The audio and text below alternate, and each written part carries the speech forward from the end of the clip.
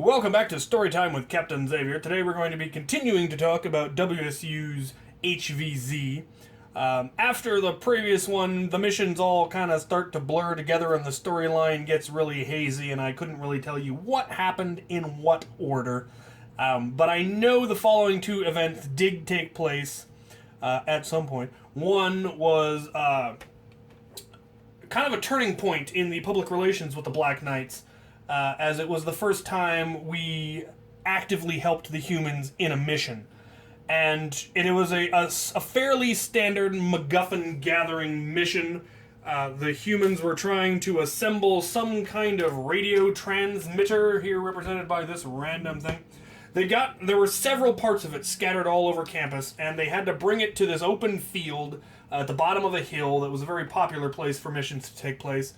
And they had to get all of the parts and then assemble it. So the humans had acquired two of the parts, and there were groups of humans out on campus trying to gather up more of them, and the humans were kind of circled around in this field,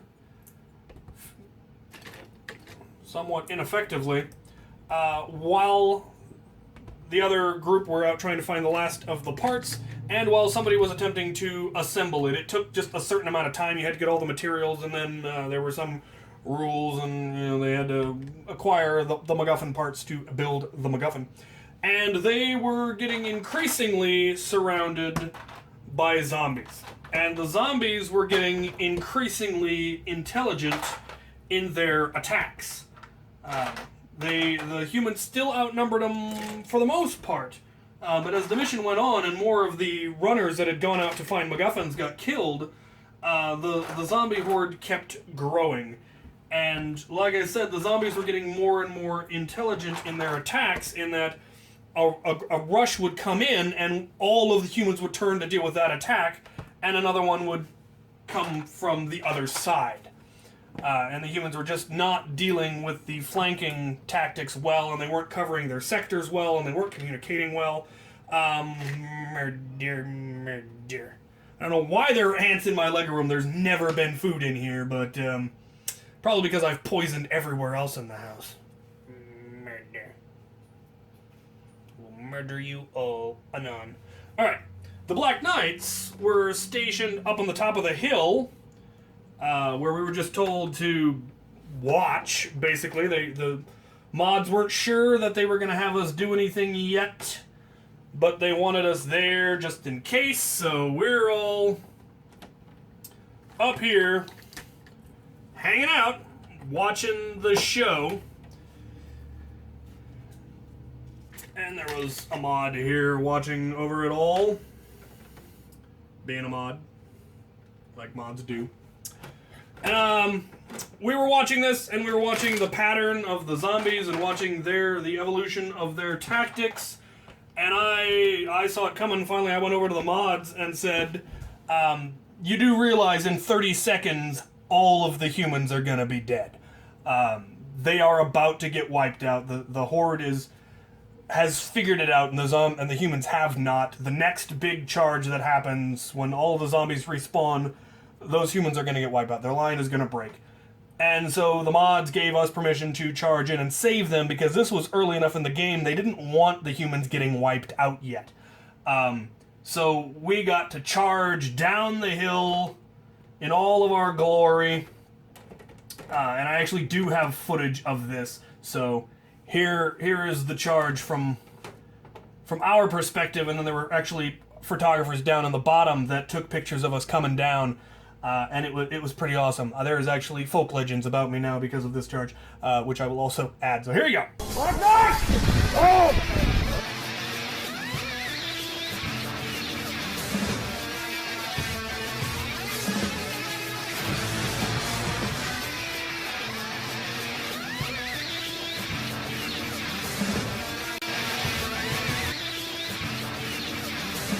So that is some of the very rare footage of the Black Knights actually in action. We did not get a whole lot. We did not have an embedded cameraman, and this was back before everybody had a smartphone that they could take video with. So the only action we got was from one guy had a helmet cam, which didn't have the greatest of quality, but at least we got something out of it.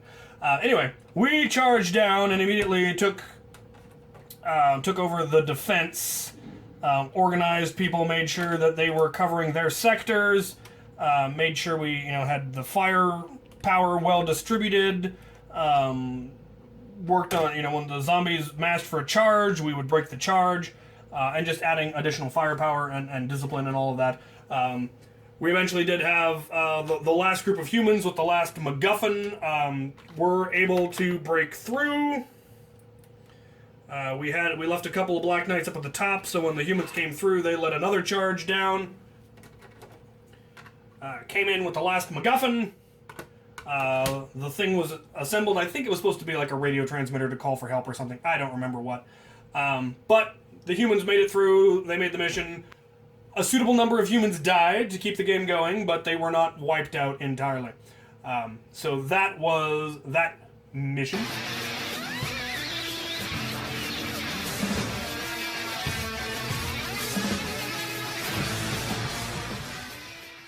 The next one was one of the best missions. I'm pretty sure I have footage of it too. Now, one of the rules that WSU had that I thought was actually a really cool rule was that humans are not allowed to start with fully automatic blasters. The explanation being is that they are actually reenacting an actual outbreak at WSU, in which case students wouldn't have access to fully automatic weapons. Very few people, even in this country, do without the proper, tax stamps, and it's very expensive. And generally, the military and that kind of organization are going to have fully automatic weapons. So college students aren't somebody who would have ready access to them. So in order to get fully automatic weapons, to unlock them, they always have a mission, usually fairly early on in the game, that allows them to potentially unlock them if they succeed in the mission. And in this game, they decided that since the Black Knights are this, highly trained, highly armed paramilitary organization sort of thing, we would have fully automatic weapons, and so they could potentially get them by killing us. Well, they have now made it so that we can be, stunned and all of that. And so they decided to have this kind of a mini mission during the middle of the day to unlock it. And it was a Black Knight convoy. We are trucking through campus with a huge cache of weapons. And if they manage to kill us by a certain time, if we die before a certain time, then the humans would get the weapons. And so we started at one end of campus and took the longest, most winding path through all the way through campus, heading towards the Veterans Memorial, which was kind of a tower-looking thing in the middle of campus. Very good defensive location. One side was pretty much a wall that was, in fact, was a tower. And so there was really no way to come at it. There were then two entrances that were very bottlenecked. We could, in fact, hold that all day as long as ammo held out. So we brought every single round we could, loaded on a stretcher, all of as many Black Knights as we could get, armed to the teeth, with a huge, an actual military stretcher that we had, loaded with extra ammo, extra blasters, everything and anything we could possibly need to survive a siege, water, and all of that. And we started working our way through campus. And nobody was told where we were going to be starting. And both the humans and the zombies are after us. And they had the potential to work together. They were told that they could in fact work together and that there would be benefits to both sides to having us get knocked out.